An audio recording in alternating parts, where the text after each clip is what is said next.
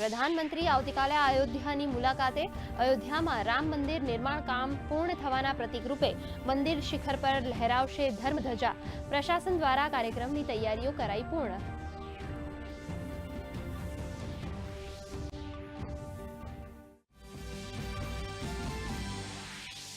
Operation સિંદૂરમાં Shrimad Bhagavad ગીતાનો સંદેશ જોવા મળ્યો હોવાનું જણાવતા સંરક્ષણ મંત્રી રાજનાથસિંહ. કુરુક્ષેત્રમાં આંતરરાષ્ટ્રીય ગીતા સંમેલનમાં સંરક્ષણ મંત્રીએ લીધો ભાગ. કહ્યું, ધર્મની રક્ષા માટે ભારતે નિભાવ્યું કર્મ.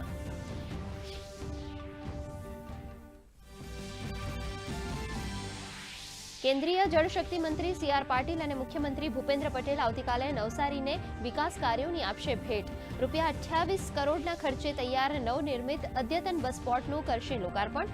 તંત્ર દ્વારા કાર્યક્રમની તૈયારીઓને અપાયો આખરી ઓપ.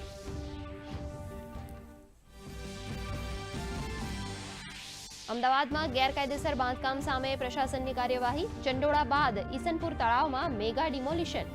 900 ગેરકાયદે મકાન તોડવા એએમસી અને પોલીસની સંયુક્ત કામગીરી.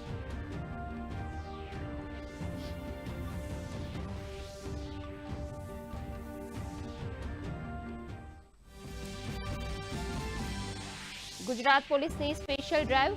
100 કલાકમાં રાષ્ટ્ર વિરોધી તત્વોનું ચેકિંગ.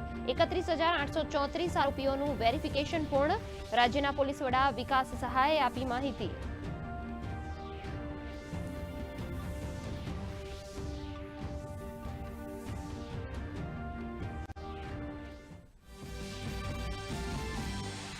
અમદાવાદ ગ્રામ્ય એસઓજી અને સામાજિક વનીકરણ વિભાગનું સંયુક્ત ઓપરેશન. બાતમીના આધારે અમદાવાદના દિલ્હી ચકલા વિસ્તારમાં 2 ટીમો દ્વારા દરોડા. 34 કાચબા અને 101 પોપટ કર્યા જપ્ત. વન્ય પ્રાણી સંરક્ષણ અધિનિયમ 1972 હેઠળ નોંધાયો ગુનો. પ્રખ્યાત પીઢ અભિનેતા ધર્મેન્દ્રનો પાર્થિવ દેહ પંચમહાભૂતમાં વિલીન. સિનેમા જગતમાં શોકની લહેર. રાષ્ટ્રપતિ, ઉપરાષ્ટ્રપતિ, પ્રધાનમંત્રી સહિત દિગ્ગજ નેતાઓએ આપી શ્રદ્ધાંજલિ.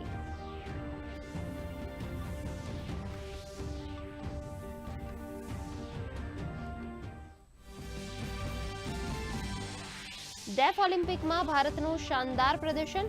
પ્રાંજલિ ધુમલે નિશાનેબાજી તો કુસ્તીમાં સુમિત દહિયાએ જીત્યો સુવર્ણચંદ્રક. કરાટેમાં લોમા સ્વાઈને પહેલીવાર ભારતને અપાવ્યો ચંદ્રક.